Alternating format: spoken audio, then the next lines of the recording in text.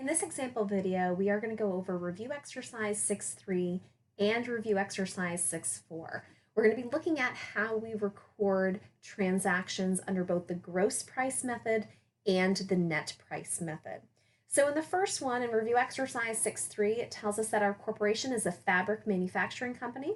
On January 20th, they made sales to Lindsay Lace in the amount of $15,000 with terms 210 net 30.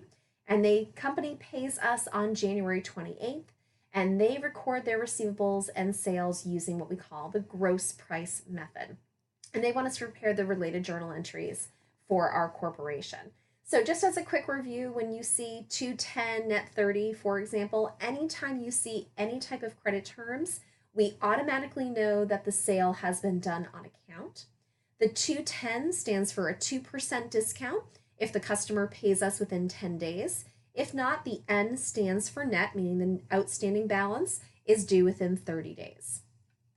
The gross price method means that at the point of sale, we record the accounts receivable and sales at that full value, in this case, that full $15,000.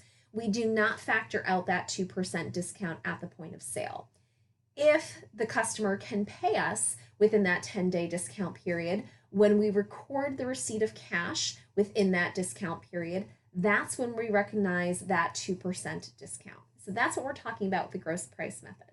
So on January 20th, we have accounts receivable. And our accounts receivable, again, is going to be for the full amount or that gross amount, and our sales revenue for $15,000. They tell us that the company is able to pay us on January 28th, which is within that 10-day discount period. So that means that they don't have to send us the full $15,000 in cash. They get 2% off.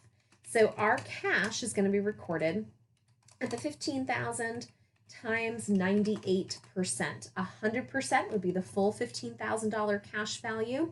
2% off means that we get it at 98%. So that means we are only going to collect from Lindsay Company $14,700.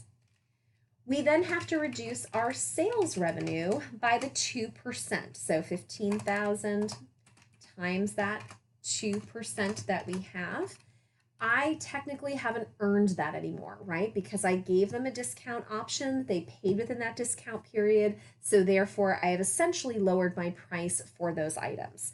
So they got a $300 discount on that inventory that was purchased. Their accounts receivable went on my books at the full gross value, which means when they pay this invoice, it has to come off at the full $15,000. If I only debited my cash for $14,700 and credited accounts receivable for $14,700, it would show that Lindsay still owes me $300, and they do not. They satisfy the obligation that they had to us by paying us within that 10-day discount period. In review exercise 6.4, we're going to use the same information, except now we're going to use the net price method. And what the net price method does is that we record our accounts receivable and sales at the discounted value at the point of sale. So we are going to put it on our books at the 2% discounted amount, because in theory, if we are offering a discount to our customers for early payment, they should be able to pay us within that discount period. And we don't want to be overstating our accounts receivable and our revenues while we wait to see if that customer can pay us. So on January 20th, in this case, we would record our accounts receivable at that 98% value, or $14,700. And we'd also record our sales revenue at the same value, the $14,700.